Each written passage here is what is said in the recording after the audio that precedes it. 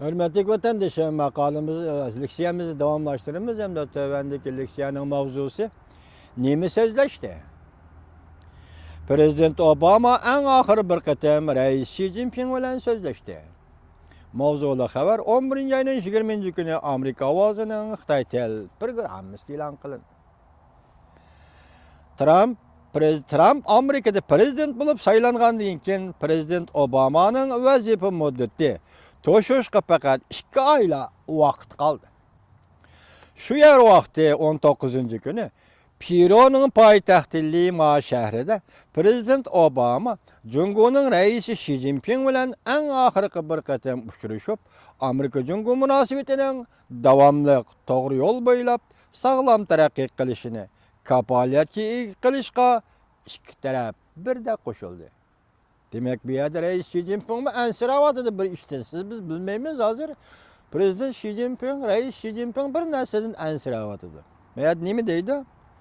Boylap Amerika Cumhur münasebetinin devamlı doğru yol boylap sağlam taraqqiy qilishni kapolatga qilishga ikki taraf birda qo'shildi.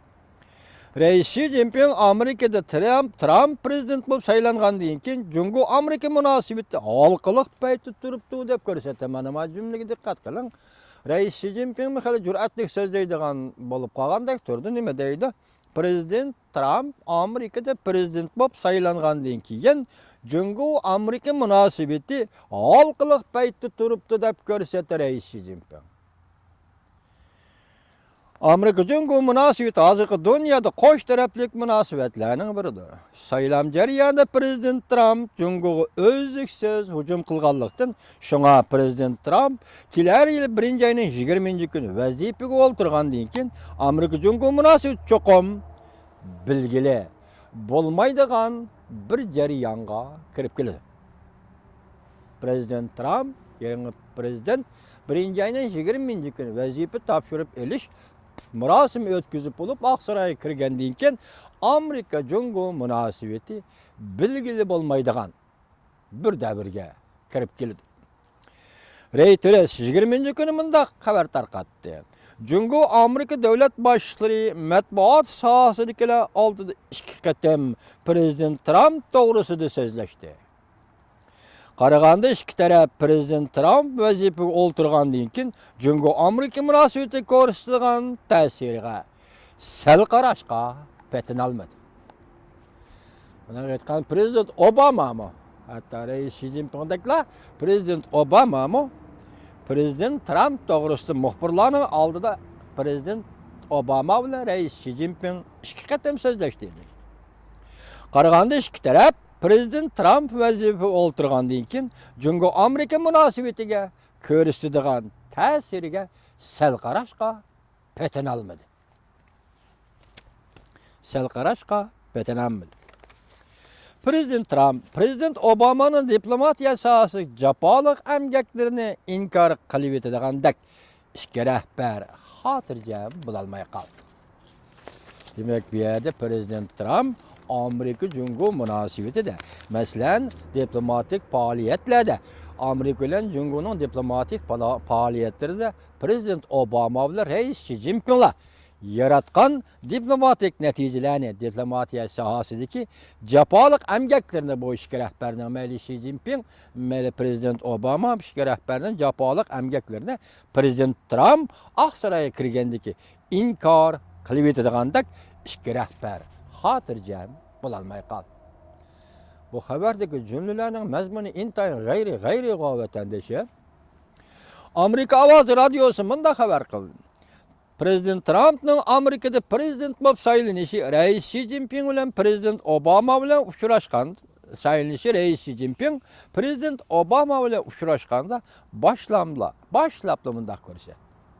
Bu da Peru'nun Lima şehrinde Reis Xi Jinping Prezident Obama ile uçraşkanda başlapla mundaq ko'rsatdi.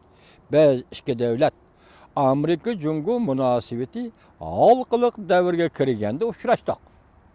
Biz iki devlet yani iki devlet rehberi Amerika Qo'shma Shtatlarının rehberi Prezident Obama, Cumhur'un rehberi Reis Xi Jinping biz iki devlet yoki iki rehber Cumhur Amerika münasebeti halkılık davrga kirganda uçraştık. Reis Xi Jinping yana mundaq dedi.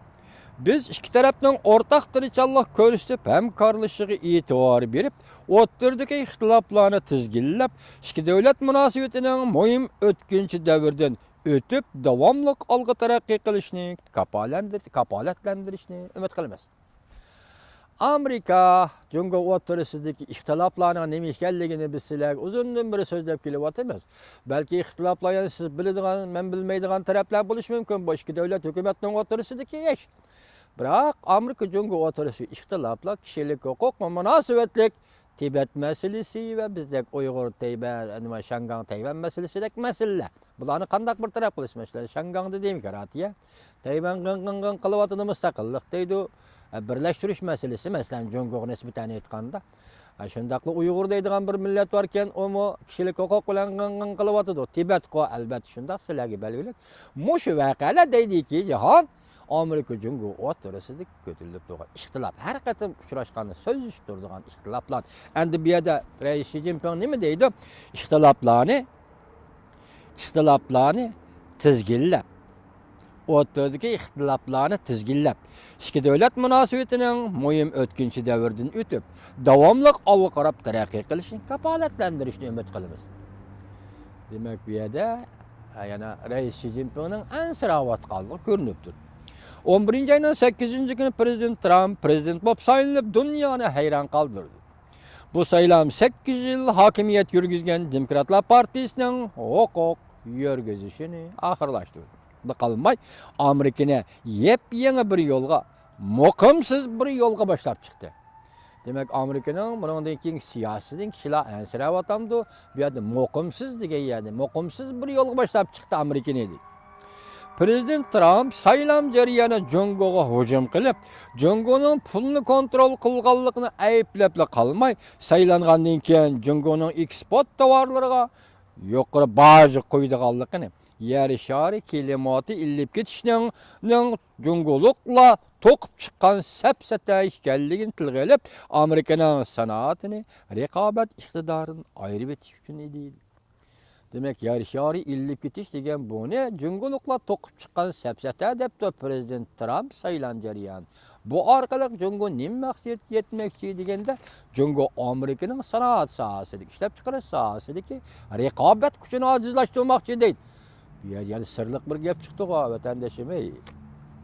Prezident Trumpning navbatdagi Amerika Jungo iqtisodiy hamkorlik munosabatini buzib etish mumkinligidan Obama mundaq ko'rsatdi. Prezident Trumpning navbatdagi Amerika Jungo iqtisodiy hamkorlik munosabatini buzib etishining mumkinligidan Prezident Obama mundaq ko'rsatdi.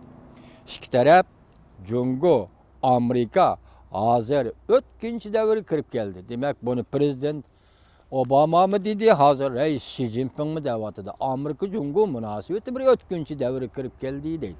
Demak, bu yerda bir muqimsizlik bor demak, kirib keldi ko'rsatdi deydi. İki taraf Jungo Amerika hozir o'tkinchi davrga kirib keldi. Hamkorlik munosabat taraqqiy qildirishdan tirishchanlik ko'rsatishimiz kerak. Tirishchanlik ko'rsatishimiz kerak dedi. Demak, Jungo ile Amerika munosabati hozir o'tkinchi davrga kirib keldi. Shunga Amerika mı, Jungo mu bu o'tkinchi davrdan qanday o'tish masalasida tirishchanlik ko'rishimiz kerak. Lekin bu xabardagi jumlalarni boshda aytdim vatandoshlarım, nayta sirliq jumlalar bor ekan, qaraganda Reis Xi Jinping qandaqdir bir narsada ansirayotgandek qildi.